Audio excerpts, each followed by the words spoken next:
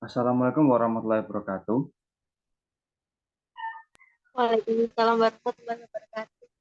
Selamat pagi semuanya. Pagi, Bang. Kali ini saya akan membagikan materi tentang pentingnya P3K.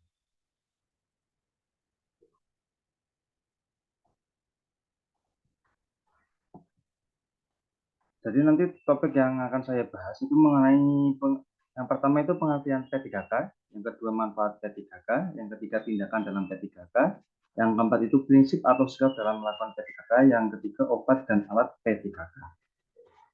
Sebelumnya saya akan bertanya kepada kalian semua, apakah sudah ada yang tahu tentang P3K? Belum, Pak. Oke, kalau begitu akan saya jelaskan. Jadi, P3K itu adalah pertolongan pertama pada kecelakaan. Hal ini dilakukan untuk upaya atau perawatan sementara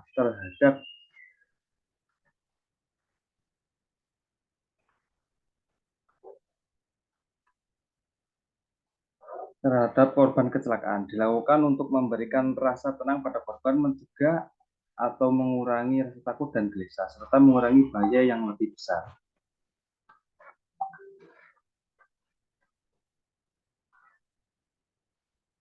Nah, selanjutnya tentang manfaat dari P3K.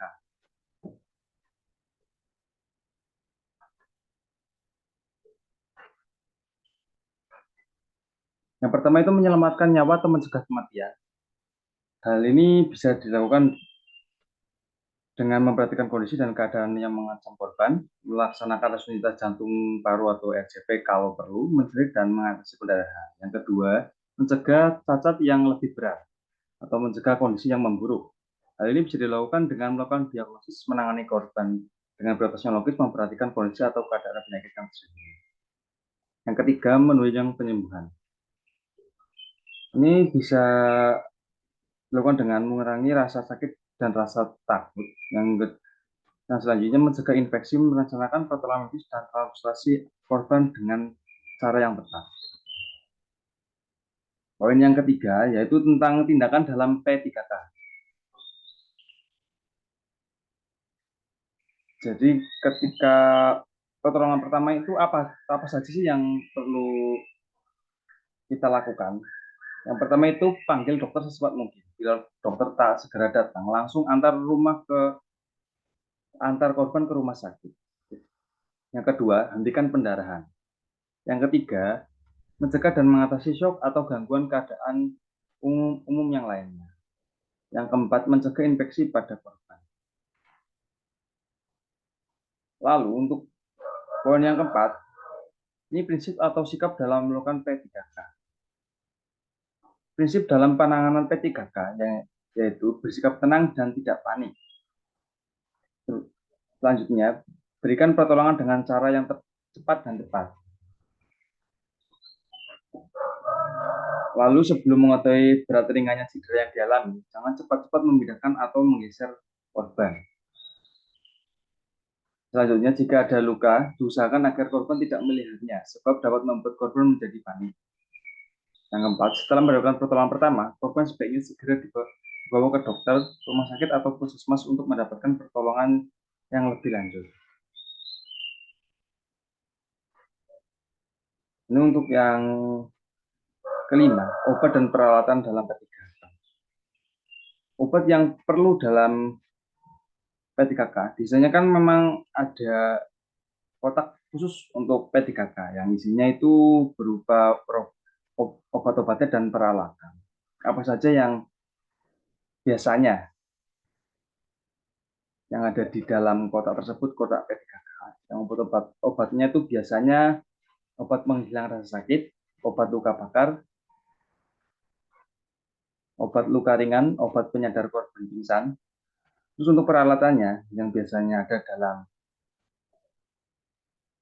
kotak P3K itu peralatannya plaster obat, pembalut segitiga, kapas, gunting, pinset, kasa, pembalut kasa dan kasa steril dan plester. Jadi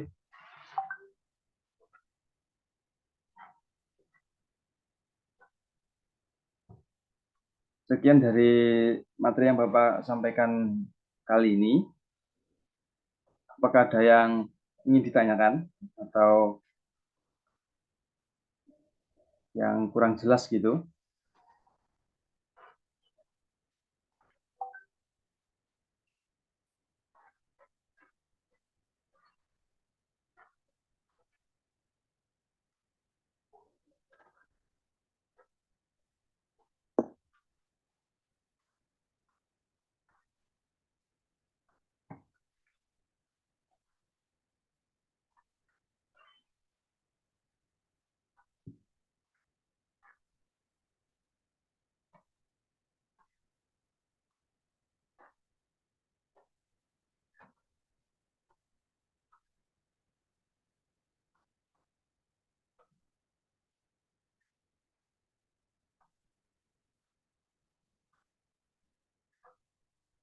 Oke, apakah ada yang ingin ditanyakan?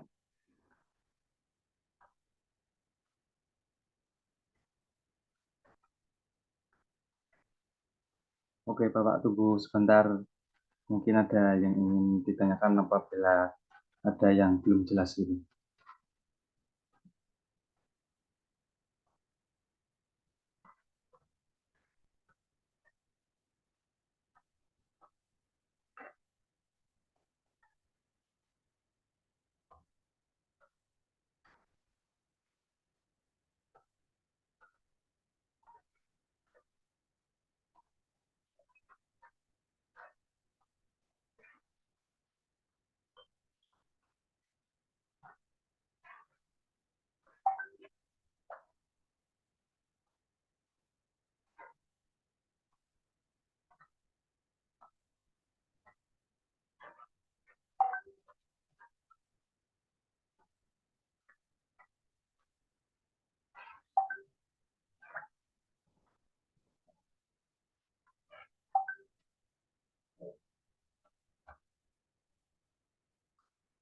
Oke, kalau begitu tidak ada yang ditanyakan, berarti Bapak anggap semuanya sudah paham tentang materi yang kali ini Bapak sampaikan tentang P3K, pentingnya P3K. Oke, Bapak cukupkan untuk pertemuan kali ini. Assalamualaikum warahmatullahi wabarakatuh.